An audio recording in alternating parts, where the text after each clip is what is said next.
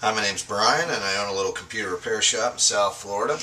And today we're going to be working on a Gateway KAV60. Although a lot of these were made under different brands, so the KAV60 brand could have been like an Acer or something else too. So for now, we're just going to call it a KAV60. Really, what we're going to do is we're going to disassemble it. And in this model here, this particular one has a loose power jack. The thing is like floating around in there. And the client actually told me too that she's, and I'm not sure if this is the case, but have been getting shocked from the touchpad. I'm not sure if that actually happened or if it was static electricity, whatever. Okay, so just so we're clear on what we're going to do today, we're going to disassemble it down to the motherboard. And then we're going to epoxy, and I use JB Weld. We're going to epoxy that back in, and we're going to clean the fans. We're going to do all the normal stuff. So what you're going to need, 3.5mm magnetic tip screwdriver. If you don't have one of these, you can get a regular 3.5mm magnetic tip or something close to it, and you can create your own magnetic tip by dragging it across a magnet. I made another video, and I will create a link somewhere up here, and you can click and go there, or at the end of the video or something. I'll do that, so you can see how that's made. That's really fun. If you have one, if you do more computer repair, that's a really good thing to have. These two things are called spudgers or black sticks. I get these from Amazon or eBay. These are the same tools that Apple uses, non-marring tools. They're really super handy. You don't have to have one, but I would suggest it's not a bad idea. A piece of paper here with a little piece of old credit card that I cut up. This is to mix my epoxy, because it's a two-part epoxy. And oh, this thing. This is a little bin that I created. I have a bunch of these that have labels in them, so I can put my screws in there and stay organized. Alright, let's hop in. You can take the battery out. Always remove all sources of power when you're doing anything. That battery is a source of power, therefore it needs to go. The next thing we're going to do is remove every screw on the bottom of this computer. And just so you're aware why I'm doing this, it's not because the machine is 100% broken. It's not. That is not the case. The machine is fine, but there's a couple little issues with it. One being the power cord is coming loose. The jack is coming loose. And if that's not remedied now, the person using it is going to eventually snap it off or break it or cause even further damage to the motherboard, whatever it is. And if my guess is correct, this power jack here is not soldered directly to the motherboard. It's a little wire that they've run. We probably can see it once we remove this panel here. We won't be able to actually do the soldering that we want to do without pulling it 100% apart. So we're just going to pull that off. That's the hard drive cover. Pull this screw, slide the hard drive out of its container, pop it up, take that out. Oh, no, I'm wrong. Actually, you can see the wires, but you can't see the jack. That's no big deal. And just to give you an idea, I've never actually taken one of these apart before, but I take apart a lot of laptops, a lot of little devices and gadgets all the time. And so I just go with it, man. We're going to learn together today. Alright, take that out.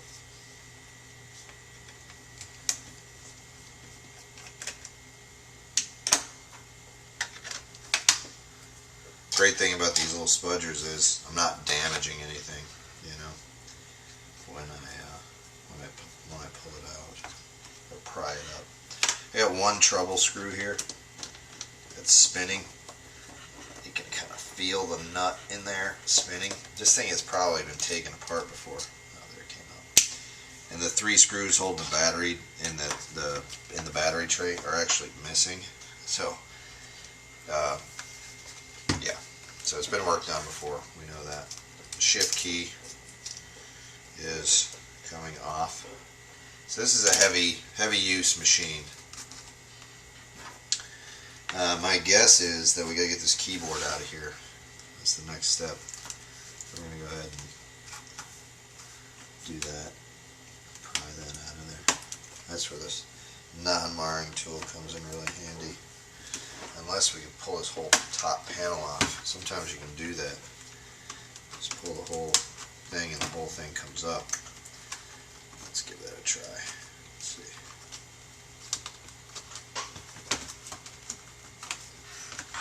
Never want to pull on anything too hard.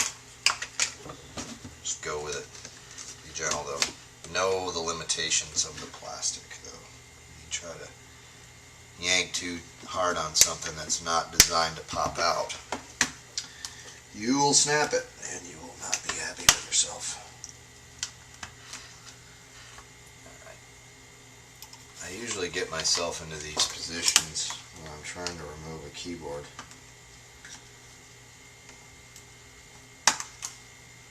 And the non-marring tools are not wide enough, or they're too wide to get where I need to go with the keyboard, so I use a little metal screwdriver. There we go. That just gives us just enough clearance so we can, I'm having trouble seeing what I'm doing here. Gives us enough clearance to get a screwdriver or even a non-marring tool underneath. And I can feel already that there's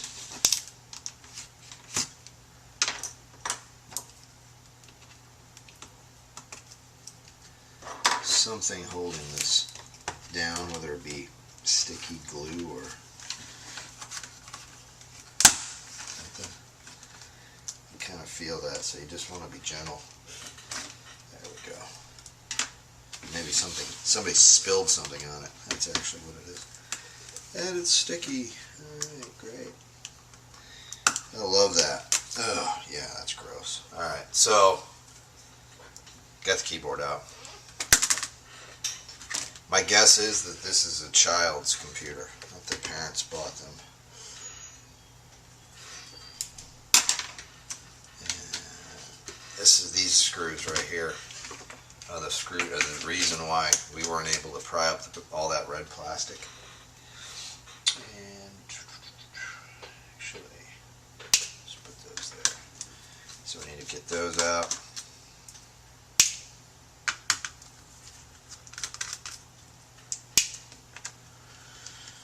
Looks like that's 4 screws there. And then we want to pay attention before we pry this up, because you've got 2 ribbon cables. You've got one here, that's really sticky and gross, and you've got one here. This one is probably for the power button, I'm guessing, and the other one here is for the trackpad. Make sure you disconnect those before you pry this up, because you're going to have a bad time if you don't. Oops, one more screw. 5 screws total under the keyboard. Alright.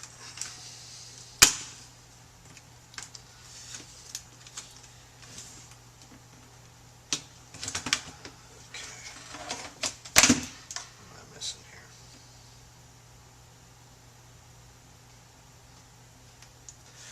Don't see anything missing.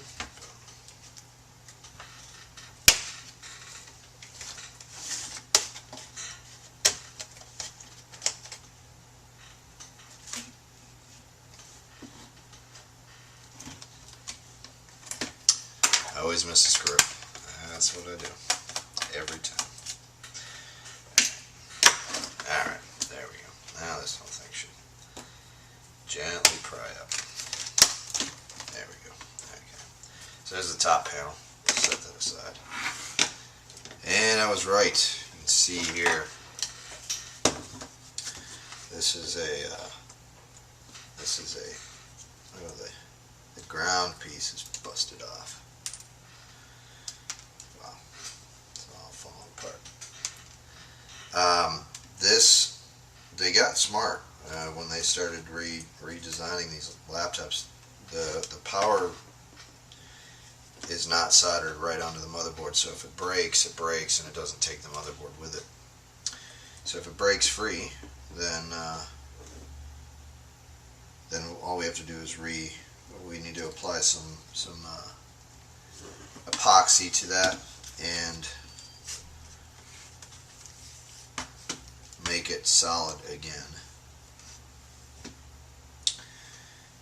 In this case, I can see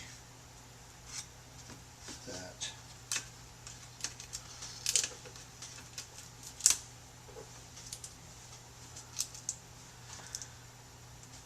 probably just blow the compressed air and blow the dust out of that fan. I buy my compressed air at Costco. Dust Off Professional. I have some annoying telemarketers that contact me all the time and try to sell me some of this dust off stuff, and it's not this brand, it's a different brand. So I finally caved and I bought a case. And you wouldn't think it, but this is 12 ounces, and the cans that they sold me were a little bit bigger, but they don't have the same PSI that these cans do. So I like these, and I stick to these. So no more telemarketers calling me, please, for that. So I'm going to go ahead and blow that fan clean. Get some dust off of that.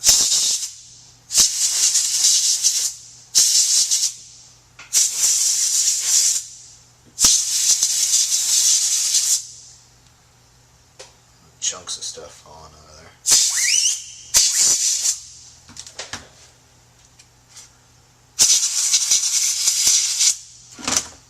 Okay. Alright, enough of that.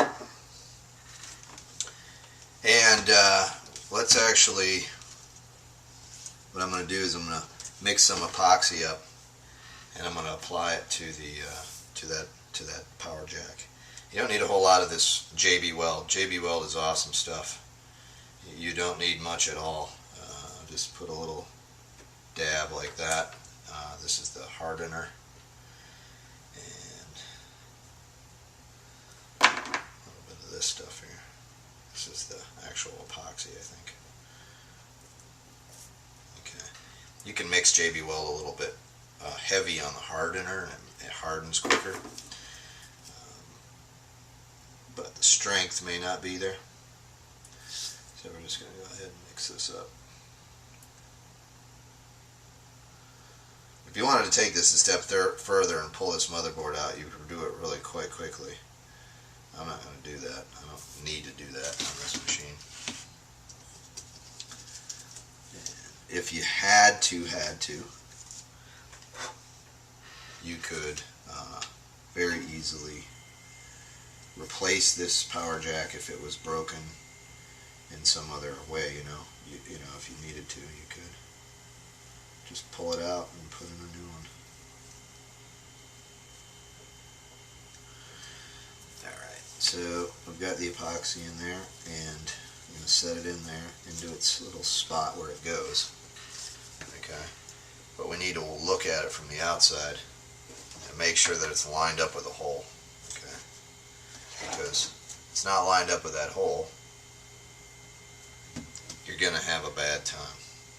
Alright, and we're going to use something to scrape away the excess so that it doesn't get in the way of the jack.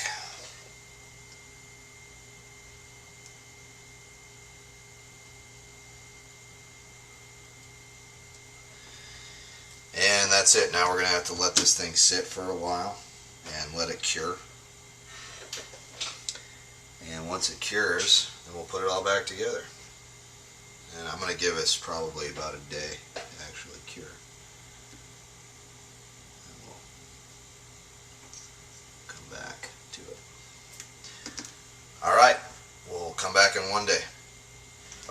so now we've let the epoxy set up for a day or two, and we've got a really nice solid connection.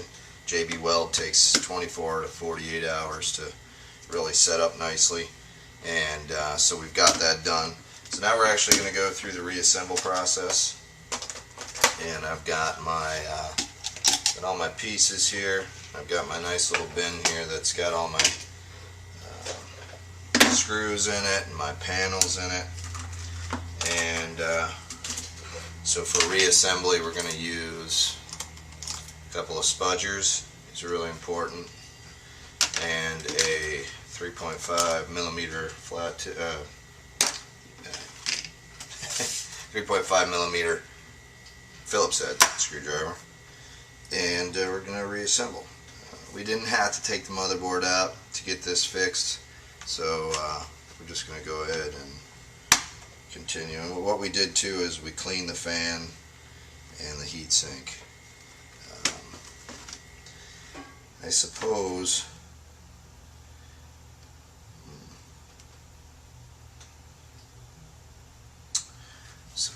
we'll just reassemble. Alright, so let's snap the lid back onto the top, and we're going to slide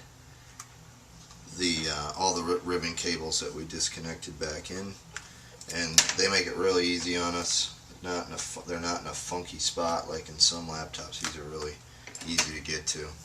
Use your spudgers to click those things back in, and just make sure it's all back together. And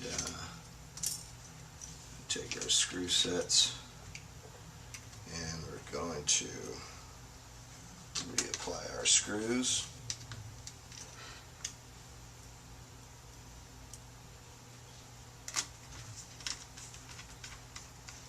We've got 4 of them here.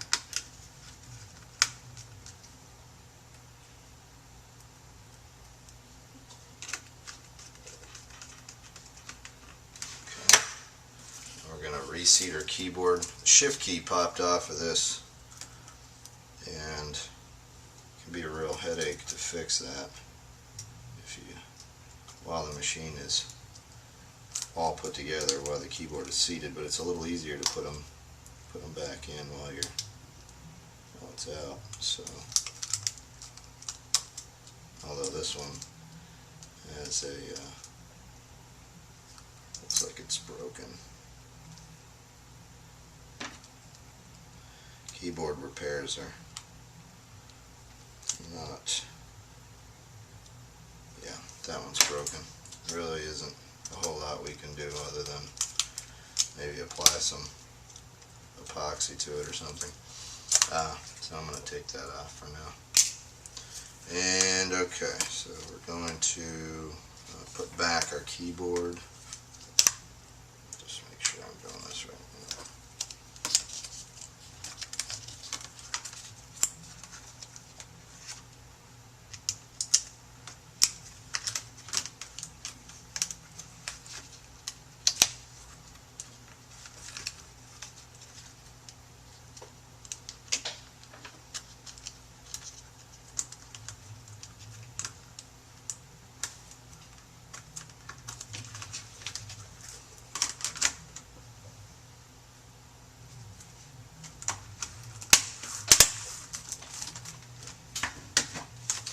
Snap it back all into place. Got a couple of really long screws that go in the back here. Hold this whole thing together in the back. So the 2 big long screws we pull out of the bottom, those go into the back 2 screw holes next to the battery. And then the rest of these go into all their respective places. They're all the same. The rest of the screws that are on the underside of this laptop are all the same, so no need to think about where they went. Just find an empty space and put it in there. Alright, so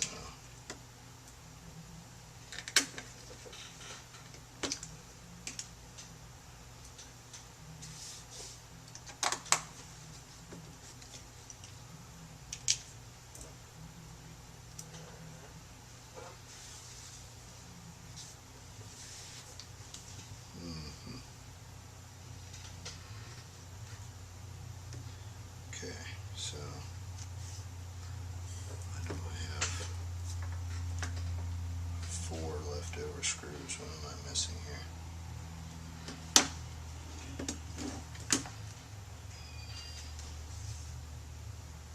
3 there. Oh, these are for the panels. Okay. Yeah. Alright, so pop the ram back in. Pop the hard drive back in. That's what's great about having this little bin, is it keeps you accountable. You're like, why do I have 4 leftover screws? I shouldn't have 4 leftover screws. I should have 4 leftover screws. I should have exactly 4, because the panels on this device, the screws actually come away from the panel. A lot of the panels on laptops don't do that. They stay with the panel. In case you take them apart, the companies figure that you're not responsible enough to figure out where they go back to. So they put a little lock ring in there to keep them from bouncing around, which is a good idea. I mean, that way you don't lose them. But in this case, they didn't do that, so I had those left over. So got it. One more panel. Put it back in. No leftover screws, which is great. And battery slides in, clips in, and slides in. Doesn't move. That's nice. Let's turn it on.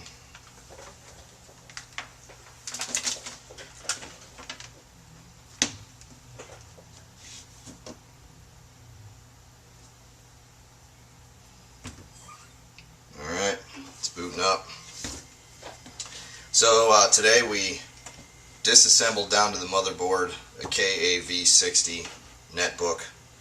And it doesn't specifically have to be a gateway model. This model was made and branded with, I think, Acer and Toshiba as well. Maybe a couple other ones. The issue on this one today was the loose power jack, which was resulting in a ground out that was causing an issue with it turning on and freezing and all this other stuff. Plus we cleaned the fans and the heat sink. So, alright, very good. Thank you for watching. Please subscribe, please like, and ask me any questions in the comment section, and I always try to answer every question that comes through. And have a great day. Thanks for watching.